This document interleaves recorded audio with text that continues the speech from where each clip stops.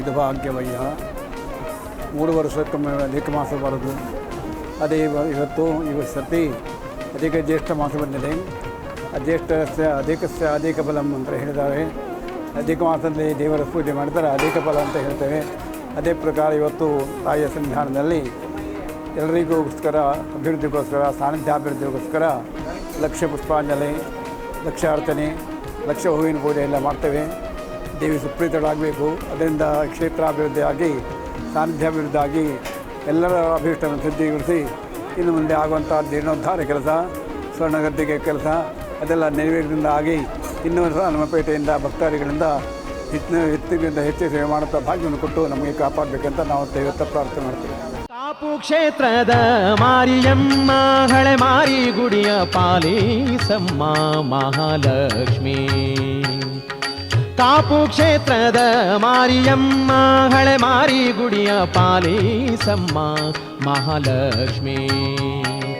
ಕೋಟೆಯ ದೇವಿಯ ಪೇಟೆಗೆ ಸೇರಿ ನಂಬಿದ ಭಕ್ತರ ಹೃದಯದಿ ನಿಂತೆ ಕಾಪು ಕ್ಷೇತ್ರದ ಮಾರಿಯಮ್ಮ ಹಳೆ ಮಾರಿ ಗುಡಿಯ ಪಾಲಿಸಮ್ಮ ಮಹಾಲಕ್ಷ್ಮಿ.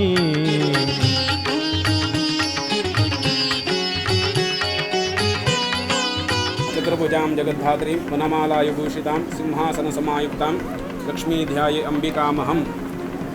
ಈ ಜಗನ್ಮಾತೆಯ ಸನ್ನಿಧಾನದಲ್ಲಿ ನಮ್ಮ ಪೇಟೆಯವರು ಭಕ್ತಾದಿಗಳೆಲ್ಲ ಒಟ್ಟಾಗಿ ವಿಶೇಷ ಒಂದು ಸೇವೆ ಮಾಡಬೇಕು, ದೇವಿಯ ಅನುಗ್ರಹಕ್ಕೆ ಪಾತ್ರರಾಗಬೇಕೆಂದೇಳಿ ಏನು ಸಂಕಲ್ಪ ಮಾಡಿದಂತೆ ಪ್ರೇರಮಾಣಾನಾಂ ತ್ವಯಾ ಪ್ರೇರಿತಮಾನಸಃ ತದಾಜ್ಞಾಂ ಶಿರಸಾಧೃತ್ವ ಜಪಾಮಿ ಜನಭಾವನಂ ಅಂತ ಹೇಳಿದಾಗೆ ಏನು ಅವಳ ಸಂಕಲ್ಪದಂತೆ ಅವಳಿಗೆ ಪ್ರೀತಿಗೋಸ್ಕರ ಏನು ಲಕ್ಷ ಪುಷ್ಪಾರ್ಚನೆ ಮಾಡುವಂತೆ ಸಂಕಲ್ಪ. ಅದೇ ಪ್ರಕಾರ ಇವತ್ತಿನ ದಿವಸ ಪ್ರಾತಃ ಕಾಲದಲ್ಲಿ ಒಡೆಯನ ಸನ್ನಿಧಾನದಲ್ಲಿ ಪ್ರಾರ್ಥನೆ ಮಾಡಿ ದೇವಿಯ ಪ್ರೀತ್ಯರ್ಥ ಲಲಿತಾ ಸಹಸ್ರನಾಮದಿಂದ ಲಲಿತಾ ಅಷ್ಟೋತ್ತರದಿಂದ ಅವಳೇ ಲಲಿತಾ ಸಹಸ್ರನಾಮದಲ್ಲಿ ಹೇಳಿದಂತೆ ಪಾಟಲಿ ಕುಸುಮಪ್ರಿಯ ಎಂಬಂತೆ ಅವಳಿಗೆ ಪಾಟಲಿ ಕುಸುಮ ಅಂದರೆ ಕೇಪುಳ ಪುಷ್ಪ ಪ್ರೀತಿ ಅವಳು.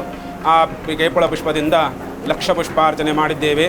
ಈ ಸೇವೆಯನ್ನು ಮಹಾದೇವಿ ಸಂತೋಷದಿಂದ ಸ್ವೀಕರಿಸಿ ಇದರಿಂದ ನಮ್ಮ ಪೇಟೆಯವರಿಗೆ ಭಕ್ತಾದಿಗಳಿಗೆ ಎಲ್ಲರಿಗೂ ಒಳ್ಳೆಯದಾಗಿ ಯಾವ ಸಂಕಲ್ಪ ಇಟ್ಟು ಯಾವ ಭೇಟಿಗೆ ಇಷ್ಟಾರ್ಥ ಇಟ್ಟು ಈ ಸನ್ನಿಧಾನದಲ್ಲಿ ಸೇವೆ ಮಾಡಿದ್ದಾರ ಆ ಎಲ್ಲ ಸೇವೆ ಇಷ್ಟಾರ್ಥವನ್ನು ಪರಿಪೂರ್ಣಗೊಳಿಸಿ ಮುಂದಕ್ಕೂ ಸಹ ನಮ್ಮ ಪೇಟೆಯವರಿಂದ ಭಕ್ತಾದಿಗಳಿಂದ ವಿಶೇಷವಾಗಿ ಇನ್ನೂ ಹೆಚ್ಚು ಸೇವೆ ಮಾಡುವಂಥ ಭಾಗ್ಯವನ್ನು ಕೊಟ್ಟು ಉತ್ತರೋತ್ತರ ಅಭಿವೃದ್ಧಿ ಮಾಡಲಿ ಅಂತ ತಾಯಿ ಹತ್ರ ಪ್ರಾರ್ಥನೆ.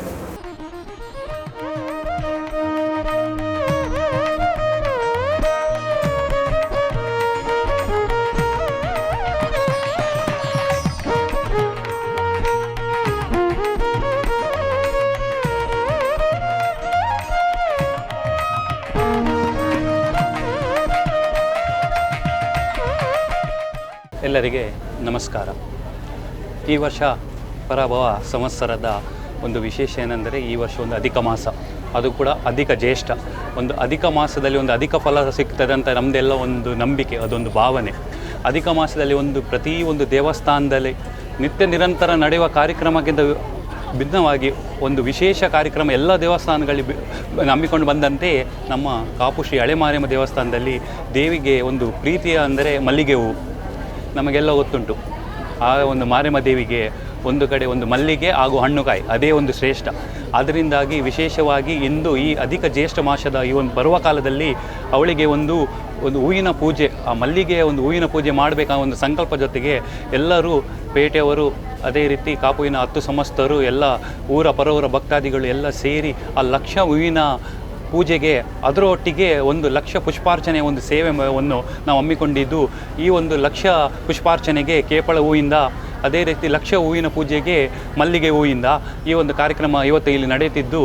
ಈ 1 ಲಕ್ಷ ಹೂವಿನ ಪೂಜೆಗೆ ಈಗಾಗಲೇ 100ಕ್ಕಿಂತ ಜಾಸ್ತಿ ಮಲ್ಲಿಗೆ ಹೂವನ್ನು ಅಂದರೆ 100ಕ್ಕಿಂತ ಜಾಸ್ತಿ ಅಟ್ಟಿ ಮಲ್ಲಿಗೆ ಹೂವನ್ನು ಭಕ್ತಾದಿಗಳು ಬಂದು ಸಮರ್ಪಣೆ ಮಾಡಿದ್ದಾರೆ. ಅದೇ ರೀತಿಯಲ್ಲಿ ಸಾಧಾರಣ ಒಂದು 20-25 kg ಕೇಪಳ ಹೂವನ್ನು ಲಕ್ಷ ಪುಷ್ಪಾರ್ಚನೆಗೆ ಎಲ್ಲರೂ ಇದಕ್ಕೊಂದು ಸಮರ್ಪಣೆ ಮಾಡಿದ್ದಾರೆ. ಈ ಒಂದು ಫಲ ಈ ಕ್ಷೇತ್ರಕ್ಕೆ ಬಂದ ಪ್ರತಿ ಭಕ್ತಾದಿಗಳಿಗೆ ಸಿಗಲಿ ಅಂತ ನಾವು ಎಲ್ಲರೂ ಆ ದೇವಿ ಹತ್ರವನ್ನು ಪ್ರಾರ್ಥನೆ ಮಾಡ್ತೇವೆ. ಇವತ್ತಿನ ಈ ಅಧಿಕ ಮಾಸದ ಸಂದರ್ಭದಲ್ಲಿ ದೇವಿ ಹತ್ರ ಎಲ್ಲ ಭಕ್ತಾದಿಗಳು ಸೇರಿ ಮಾಡುವಂಥ ಪ್ರಾರ್ಥನೆ ಏನೆಂದರೆ, ಹಲವಾರು ವರ್ಷದಿಂದ ಕನಸು ಆ ದೇವಿಯ ಜೀರ್ಣೋದ್ಧಾರ ಆಗಬೇಕಂತ. ಅದೇ ರೀತಿಯಲ್ಲಿ 2024ರಲ್ಲಿ ನಾವು ಈ ದೇವಿಯ ಒಂದು ಈ ದೇವಸ್ಥಾನದ ಜೀರ್ಣೋದ್ಧಾರಕ್ಕೆ ಒಂದು ಚಾಲನೆ ನೀಡಿ ಅದಕ್ಕೆ ಸಂಕಲ್ಪಂತೆ ಒಂದು ಕಾಣಿಕೆ ಡಬ್ಬಿಯ ಒಂದು ಅಭಿಯಾನ ಶುರು ಮಾಡಿ, ಅದೇ ರೀತಿ ಈ ವರ್ಷ ಸುಗ್ಗಿಮಾರಿ ಪೂಜೆಯ ಒಂದು ಪರ್ವಕಾಲದಲ್ಲಿ ಆ ದೇವಿಗೆ ಜೀರ್ಣೋದ್ಧಾರ ಸಮಯದಲ್ಲಿ ಅಂದರೆ ಮುಂಬರುವ ಕೆಲವು ವರ್ಷ ನಂತರ ನಡೆಯುವಂಥ ಈ ಜೀರ್ಣೋದ್ಧಾರದಲ್ಲಿ ಈಗಿರುವ ರಜತ ಗದ್ದಿಗೆ ಬದಲು ಸ್ವರ್ಣ ಗದ್ದಿಗೆ, ಬಂಗಾರ ಗದ್ದಿಗೆಯನ್ನು ಸಮರ್ಪಣೆ ಮಾಡಬೇಕಂತ ಒಂದು ಸಂಕಲ್ಪ ಮಾಡಿದಂತೆಯೇ ಇದಕ್ಕೂ ಒಂದು ಚಾಲನೆ ಮೊನ್ನೆ ಮಾರ್ಚಿನಲ್ಲಿ ಸುಗ್ಗಿಮಾರಿ ಪೂಜೆ ಪರ್ವಕಾಲದಲ್ಲಿ ನಡೆದಿದೆ. ಈ ಒಂದು ಬಂಗಾರ ಗದ್ದಿಗೆಗೆ ಈಗಾಗಲೇ ಹಲವಾರು ಭಕ್ತರು ಹಳೆಯ ಬಂಗಾರವನ್ನು ನೀಡಿದ್ದಾರೆ, ಹೊಸ ಬಂಗಾರವನ್ನು ನೀಡಿದ್ದಾರೆ. ಮುಂದೆ ಕೂಡ ಜೀರ್ಣೋದ್ಧಾರ ಪ್ರಾರಂಭವಾಗುವ ತನಕ ಇದಕ್ಕೊಂದು ಅವಕಾಶ ಇದ್ದು ಅವರವರು ಅವರವರ ಶಕ್ತಿ ಅನುಸಾರ ಬಂಗಾರ ಸೇವೆಯನ್ನು ಮಾಡಬೇಕಂತ ನಾನು ಈ ಒಂದು ಸಂದರ್ಭದಲ್ಲಿ ಕೇಳಿಕೊಡ್ತೇನೆ.